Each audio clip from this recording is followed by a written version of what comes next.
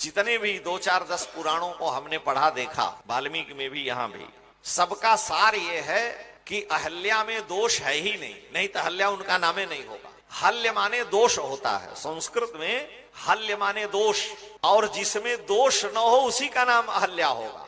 तो अगर अहल्या में दोष है तो अहल्या नाम कैसे पड़ेगा? गौतम जी बाद में पछताते हैं कि देवी तुम शुद्ध हो, मैंने तुम्हें शाप दिया, मेरा विचार और था, तुम्हारा विचार और था। कारण क्या है? इंद्र देवता है, स्वर्ग के देवता हैं, और हमारे आपके शरीर पर आंखों में सूर्य चंद्रमा है, कानों में वायु देवता है, नाक में अश्विनी कुमार हैं, जीभ पर भगवती सरस्वती हैं, और जीभ के रसना के अधिष्ठाता देवता वरुण हैं, मुख में अग्नि है, भुजाओं में इंद्र है, पैरों में वामन है। सारे हमारे आपके इंद्रियों पर देवता बैठे हैं। इंद्री द्वार झरोखा नाना, तह तह सुर बैठे करिथाना, ये सब बैठे हैं। ये किसी भी कथानक के 3 अर्थ होते हैं, आधि दैविक अर्थ, आधि आध्यात्मिक अर्थ और आधि भौतिक अर्थ। तो आध्यात्मिक पक्ष ये है, आधि दैविक माने देवता अधिक बैठे हैं, और आधि भौतिक माने हाथ पैर वही है, कोई नहीं बैठा है। देवी अहल्या ने देखा कि स्वर्ग के देवता इंद्र हैं और देवताओं का कोई दोष नहीं होता, वो समर्थ होते हैं, इसलिए हम लोग देवताओं को हवि देते हैं, सब कुछ देवताओं को समर्पित करते हैं। इसलिए देवी अहल्या ने इंद्र को जान करके और उनको शरीर का संबंध दिया। लेकिन अहल्या का मन दूषित नहीं था, अहल्या की बुद्धि दूषित नहीं थी, अहल्या के शरीर में कोई विकार, इंद्रियगत विकार नहीं था, शरीर विकार दोष युक्त हुआ था। और गौतम जी ने जान लिया कि इसका मन दूषित है, इसकी जो भावनाएं दूषित हैं, इसीलिए उन्होंने शाप दिया।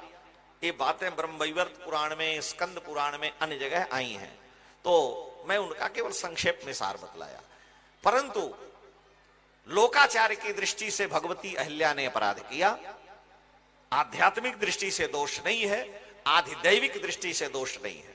लेकिन ऋषि के लिए लोगों को शिक्षा देनी है, इसलिए उनको अपने जीवन को अत्यंत पवित्र बनाए रखना चाहिए। गौतम जी ने शाप दिया है, और उन्होंने कहा जब दशरथ राजकुमार के रूप में त्रेता में श्री राम का अवतार होगा तो उनके चरण रज के स्पर्श से पुनः तुम मेरा स्वरूप प्राप्त कर लोगे, यानी अपने स्वरूप में आओगी, मुझे प्राप्त करोगे।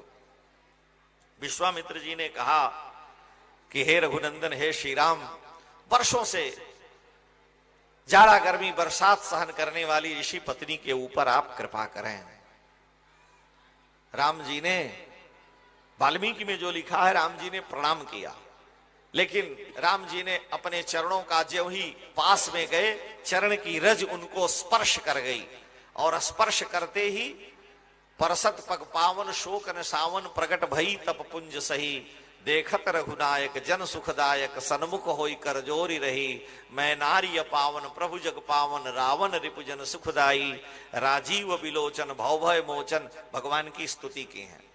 अहल्या जी ने भगवान के चरणों में वंदन किया, राम जी का पूजन किया, और प्रार्थना की अंत में कि अस प्रभु दीन बंधु हरि, कारण रहित दयाल, तुलसीदास सठता ही भज, छाड़ कपट जंजाल। हे प्रभु, आप दीन बंधु हैं, मुझ जैसी अत्यंत अधम ब्राह्मण स्त्री के ऊपर आपने कृपा की है, मैं आपकी शरण हूं, मैं बारंबार आपके चरणों में विनती करती हूं। और गौतम ऋषि वहां प्रकट हुए, आए।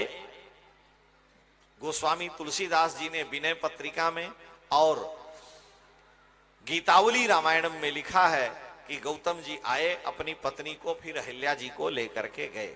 यही भांति सिधारी गौतम नारी, बार बार हरि चरण परी, जो अति मन भावा सो बर पावा, गई पतिलोक आनंद भरी। अपने पति लोक को गई है। स्त्री कितना भी जप तप पूजा पाठ यज्ञ व्रत कर ले, लेकिन वो पहले पति लोक को ही जाएगी। स्त्री नाम पतिरेव देवता, उसके बाद वो जहां चाहे वहां जाए। भगवती अहिल्या का भगवान ने उद्धार किया।